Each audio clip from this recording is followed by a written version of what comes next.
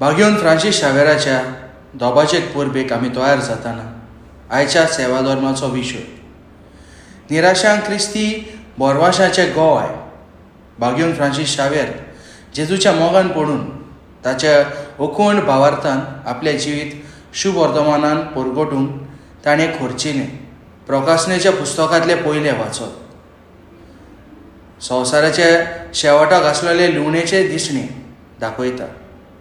लोकाच्या शुभ वर्तमानान संवसाराच्या शेवटाक कसल्या खुणाक घडटल्यो ते जेजू आपल्या शिसांक सांगता.